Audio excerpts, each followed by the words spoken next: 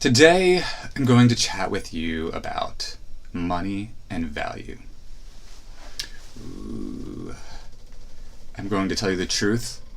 There are only two things I think that are harder for me to talk about than money in particular. That would be, no, not sex, not politics. Well, you know I don't have a problem chatting about politics. And not religion. You probably also know, if you've watched prior videos, that I don't really have a difficult time chatting about religion, but I have a really difficult time chatting about money. The only two things that are as difficult for me to chat about is money, would include death and illness. These are really difficult topics for me because I'm not convinced of an afterlife, and I love this life and I don't want to leave it. In fact, one of my aspirations is to live for as long as possible, whatever that possibility might be. I try to be as healthy as I can in the spirit of moving towards that. But you just never know in this life, do you? And I think that's what makes it so hard to think about death and illness is, at the snap of a finger, you just don't know what could happen. Whether it's some kind of emergency, like natural disaster kind of thing, or some awful disease. And these things, even with antidepressants, even with my Effexor, that's a conversation I'm not fond of having because it scares me, and because it's unpleasant, and because it deeply saddens me, and it's therefore not easy for me to talk about. Similarly, money is actually really difficult for me to talk about because I'm not good at money. I don't make so much of it just yet, and I do have battles with self-esteem on occasion as I wrap my mind around the challenges with making money. And part of it is this. I think it would be easy enough to try and find some satisfying salary that doesn't necessarily accompany a job that I find satisfying, a job.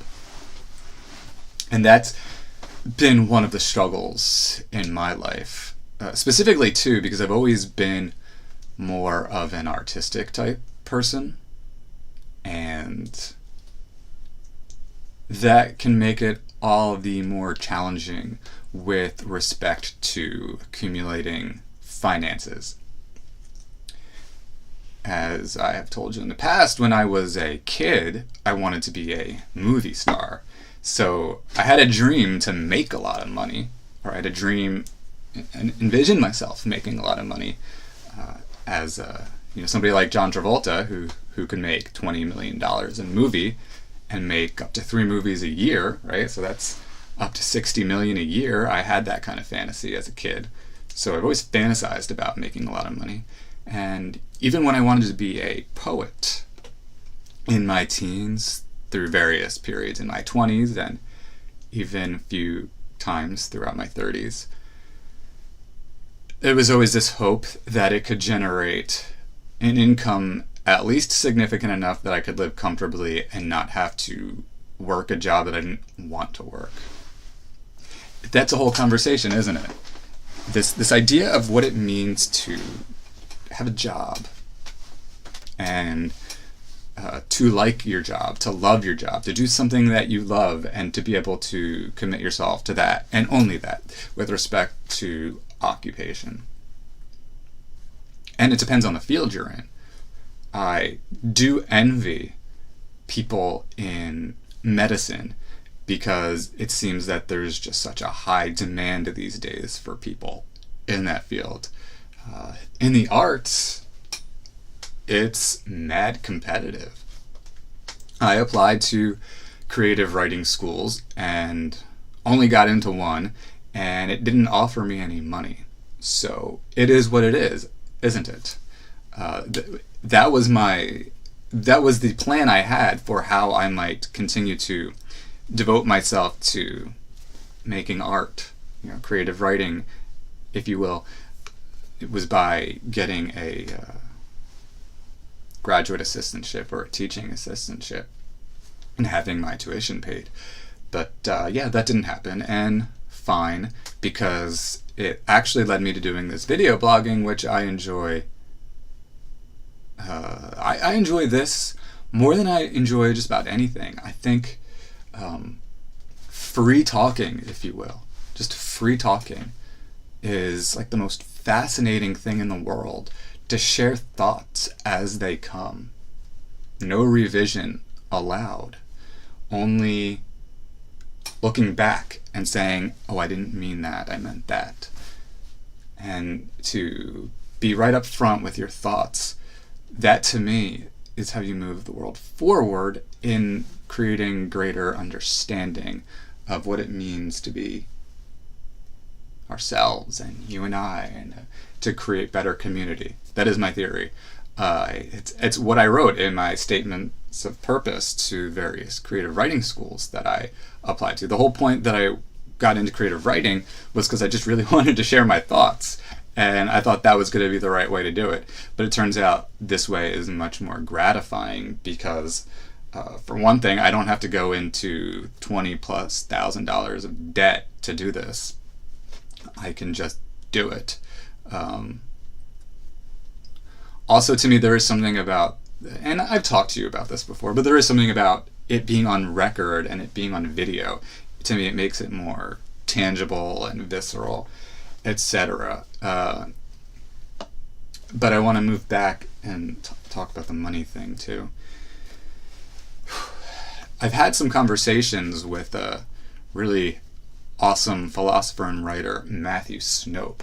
We were talking a lot about how one of the problems with a capitalist society, and one of the frustrations, is that it can sort of pressure you, inadvertently perhaps, into viewing yourself in a lens of how much money you make or don't make. And does that provide you with your sense of how you value yourself? And you could ask, as we look at who makes how much money, does that reflect accurately how much, we say they're worth in comparison to us? I tell you, one of the most frustrating aspects of the whole President Trump scenario for me is the fact that he's a pathological liar and a criminal, and yet he, in theory, may have billions of dollars to his name. That infuriates me, because I know so many people who work towards having a good character and are more worthy of that kind of money and don't get it, and live in the pits of poverty.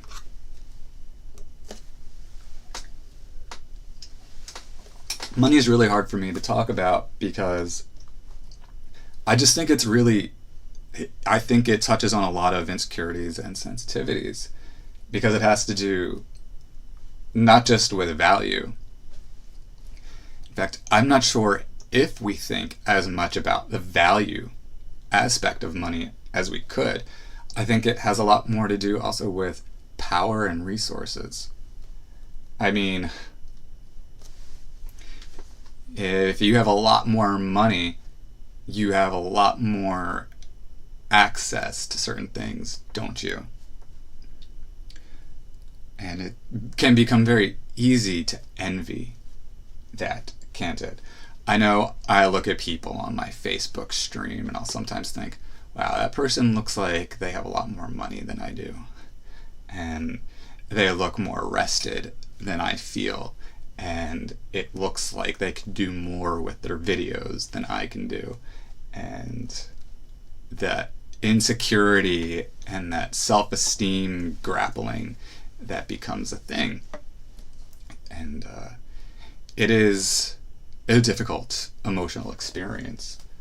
Of course, being in this situation where, well, let's first of all, you're going to want some transparency from me. I work as a tutor and I make $12 an hour, so it's much better than what I was doing in the grocery store days, when I was making as little as, $7.50 to $8 an hour. When the minimum wage moved to $8 an hour, that was pretty awful. And of course, there's a lot of context involved in all of this, isn't there? A lot of context. It's never so simple as this is how much money you make, and some of it has to do with being at the right place at the right time, but not all of it. It is my fault to a tremendous degree that I've ended up making as little money as I make today. I take responsibility for that too, which is one reason why I have held back, in fact, on having this conversation. I feel a lot of guilt and shame and regret. For example, dropping out of college in my youth. If I had stuck with the college thing, and if I'd had a positive attitude, I probably could have established some really good relationships, and probably could have made myself more attractive to those interested in investing in the humanities kinds of projects such as this. Much earlier on in life, but I didn't do that. And it is what it is. I accept responsibility for that. I don't blame anyone or anything. I mean, you could blame fate, but it doesn't change anything. It is what it is. I could sit there and say, well, I suffered from mad anxiety, and if only I didn't. But maybe to a degree that's so. I mean, anxiety messed me up in a lot of ways before I was fortunate enough to have access to Effexor, which has completely revolutionized the way I can conduct myself day to day, actually, without having panic attack after panic attack. But even then, I think it's not healthy to blame external forces for the situations we're in. Nor do I think it's appropriate for us to hate ourselves also. I think that's not constructive. And so I think as I am grappling with my financial desires and my financial scenario, the best thing I can do is really just be upfront about it. And that's another reason why I like doing this video blog. I like being upfront about the things that matter to me. That's why I talked about moving. It was just moving someplace better. I mean, it was a scenario I was faced with that interests me. It's a life. That's why this work is autobiographical. I like grappling with the efforts we are making towards living a better life. So I am grappling with figuring out how to make more money.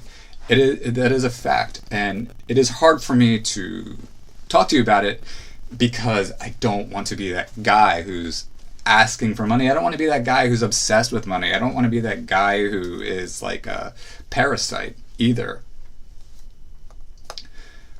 On the other hand, as I explore things like Patreon and these other crowdsourcing websites, I'll be upfront with you.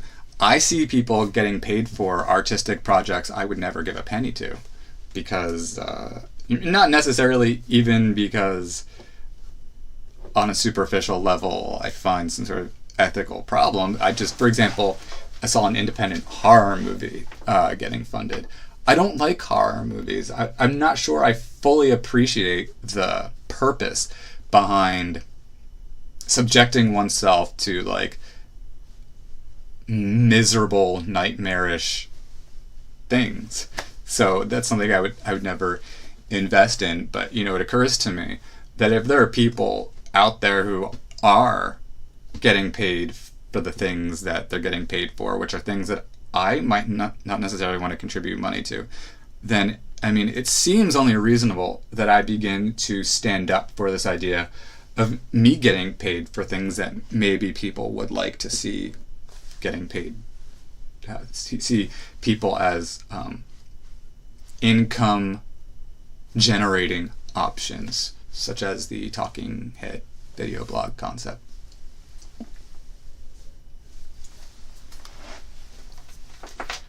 But it is a fact that asking for someone means you are asking them for their resources, because that's what money really is at the end of the day. It's a resource. And who wants to part with their resources? Some people do. Not everybody is uptight about money. Some people are very uptight about their money. I am sometimes very uptight about my money, and I am sometimes not uptight about my money. I have had moments of generosity before. I have given money to... There was a situation many years ago where I gave money to helping refugees in Syria. That was during my Glenn Beck phase. I've changed a lot since then. I donated to any political campaigns recently. I donated to the campaign against Chris, my mind is swirling. I get really nervous. Do you see how nervous I get when I talk about money? Like, I can't even think straight. I can't remember things. It makes me so damn nervous. And I've got to stop that, though. I've got to stop hating talking about money, because there are so many people who are so good at it, who naturally, therefore, attract more of it. And why can't I remember that congressman's name? Chris Smith. He is the congressman, one of the representatives in New Jersey. I contributed money to the gentleman running against him, Josh Welly. That was in I want to say the 4th legislative district or the 12th. I can't remember. Hard to believe that was a year ago now.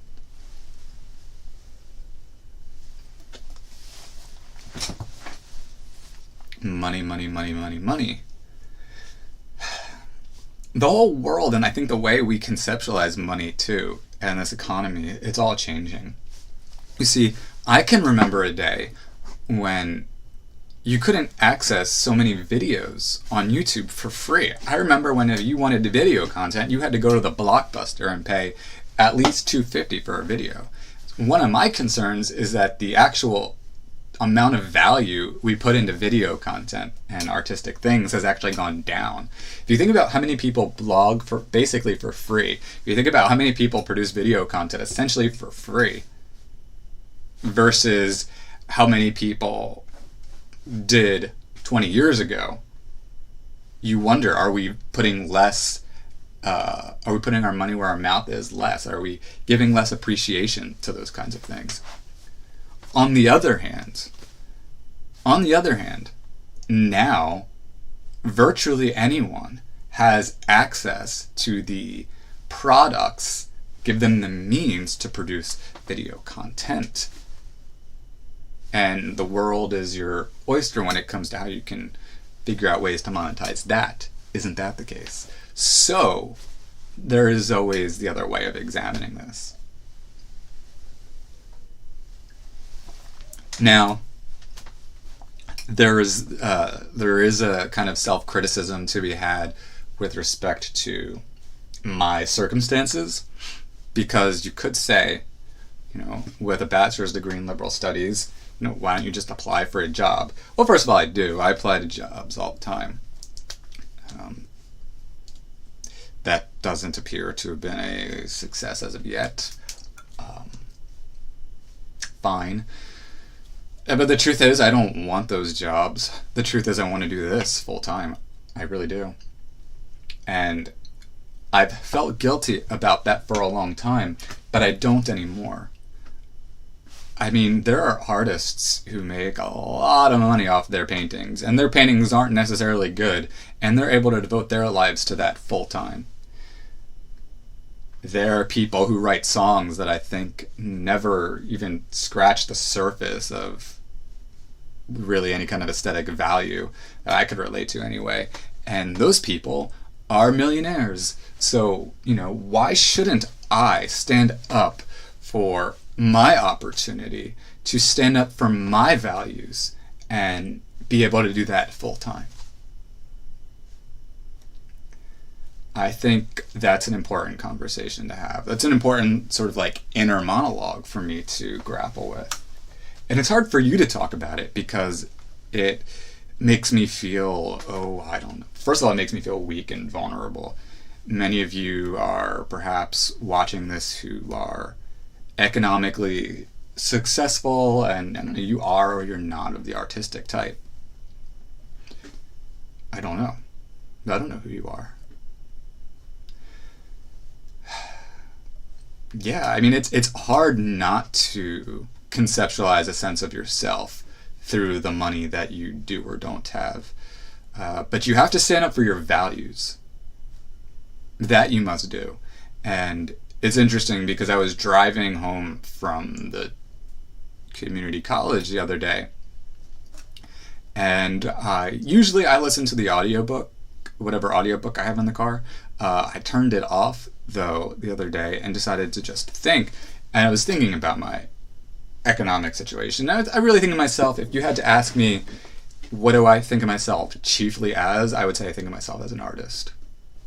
I think of myself as an artist and a philosopher and a video blogger and a political activist. Those are the ways in which I think of myself. But I think chiefly, more than anything, this is probably, to me, this is art.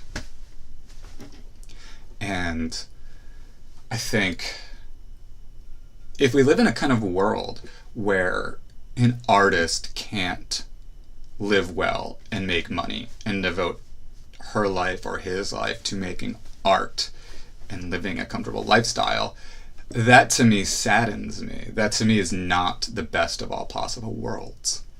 And so I actually find that in standing up for my opportunity to make more money, doing what I want to do, these talking head vlogs and my website, publiccomment.blog, that I'm also standing up for other people who have dreams that are outside the box or artistic.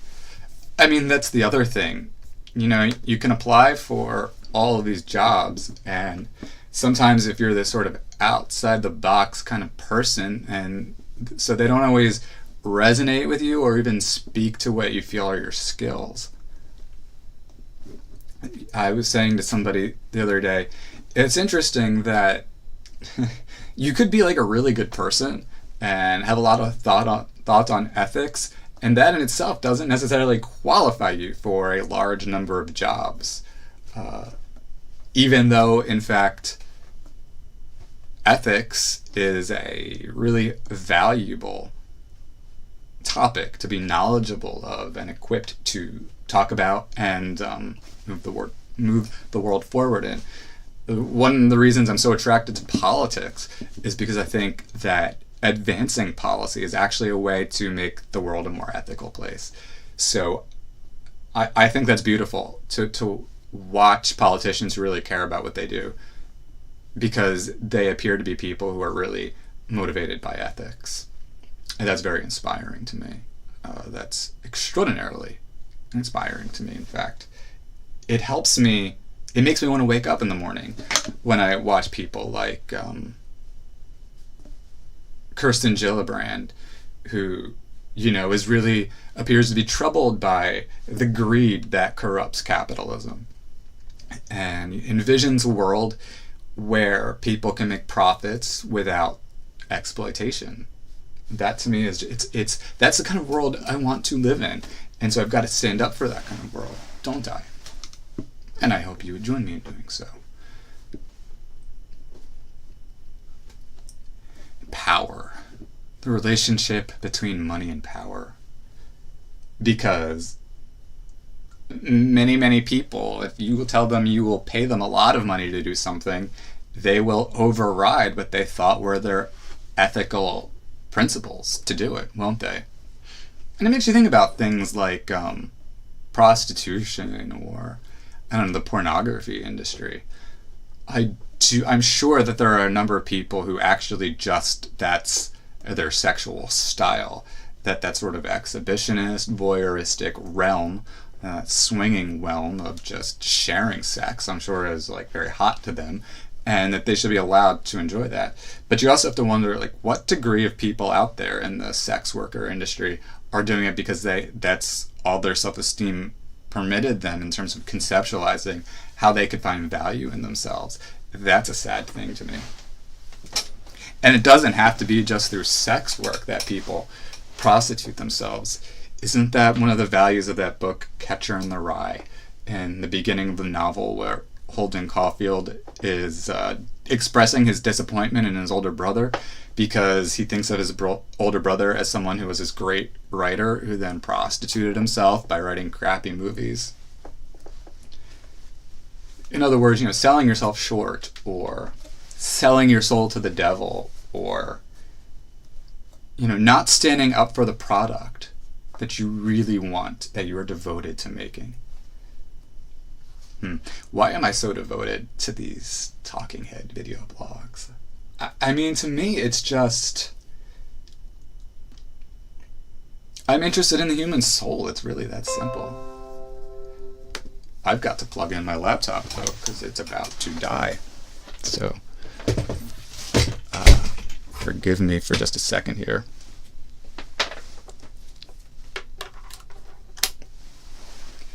But yeah, I mean, I find these things, and maybe it's my own cynicism.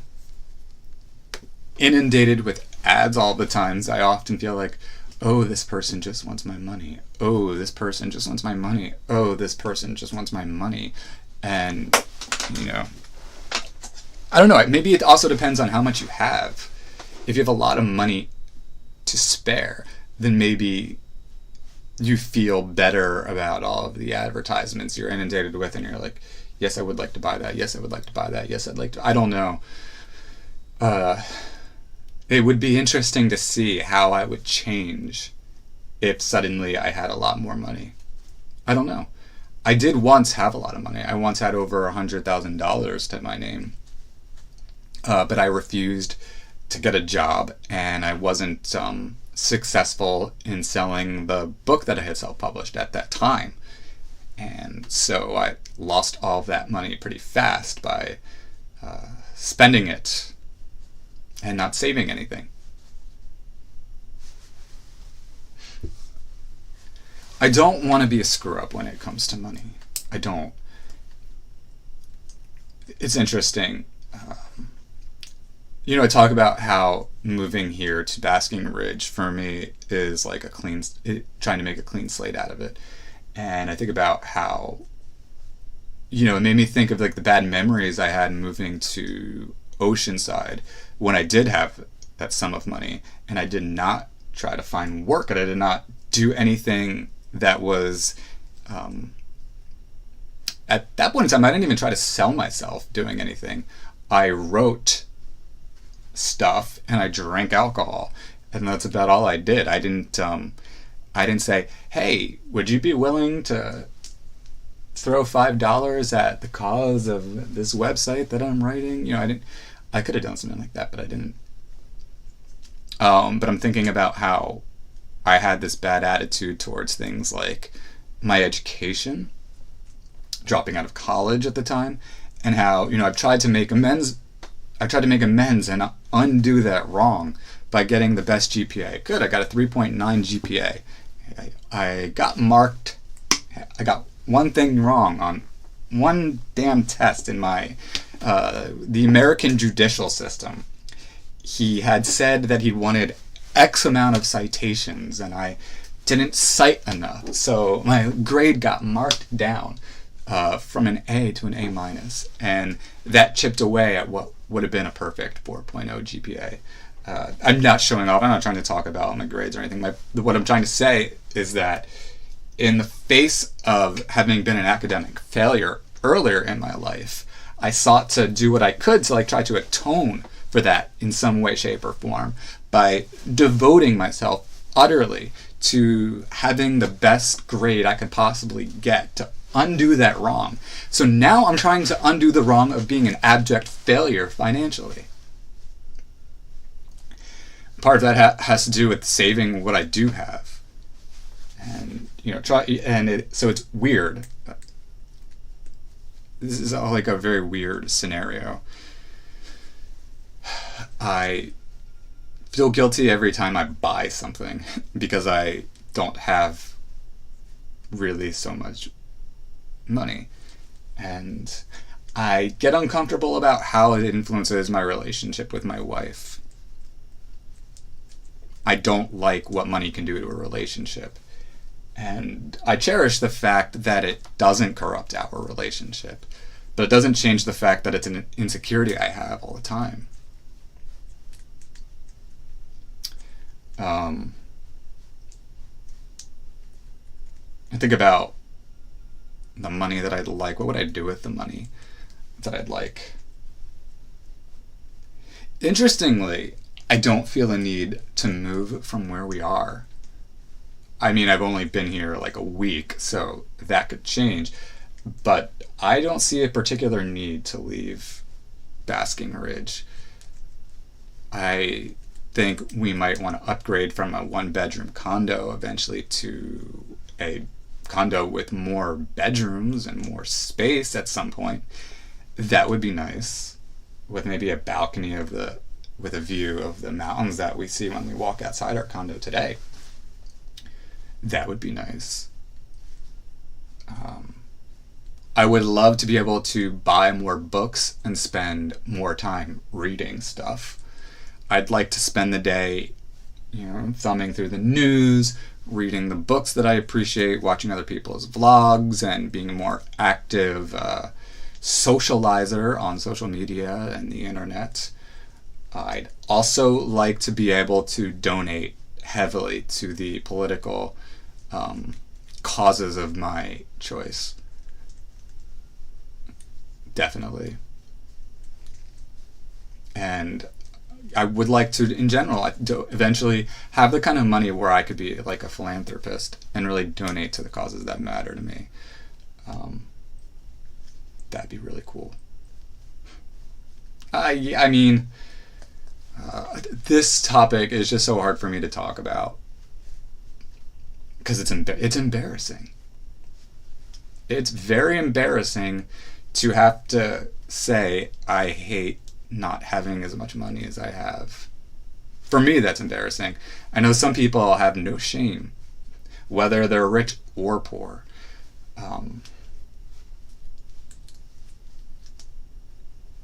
But I do feel ready to stand up for myself too, and doing so in a way that I don't want to be saying like poor me though.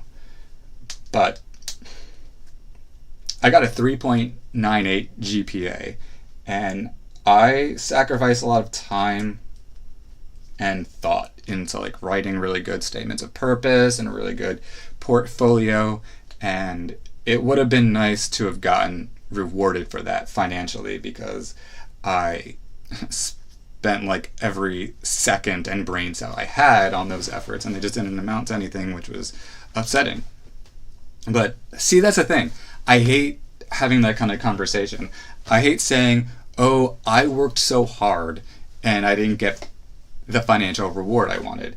Because how many of us feel that way right now? I'm not alone there. I'm not alone in wishing I had more money.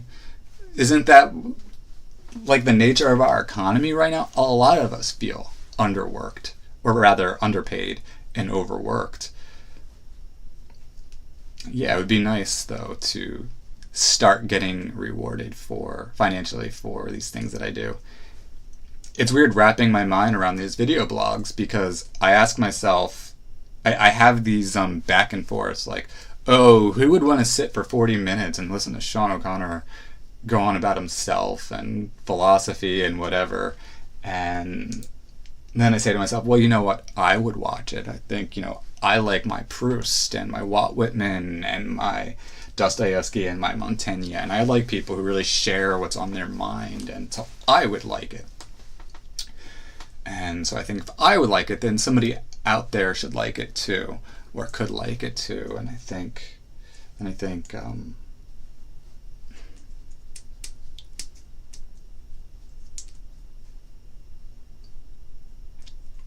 think about the time investment. You ask yourself sometimes, is it worth it? You spend up to 40 minutes a day recording these videos that people may watch or may never watch. And that was time that could have been spent doing something else of theoretically constructive value. And the effort that you put in, how does that get valued? And by who? And why?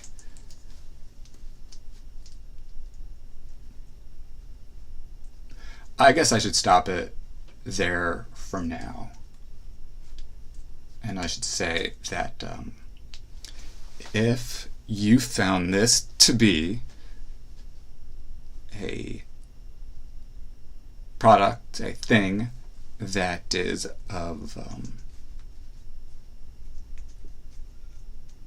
value, then I hope you would be so kind as to share it with those you think would pay it some mind as well.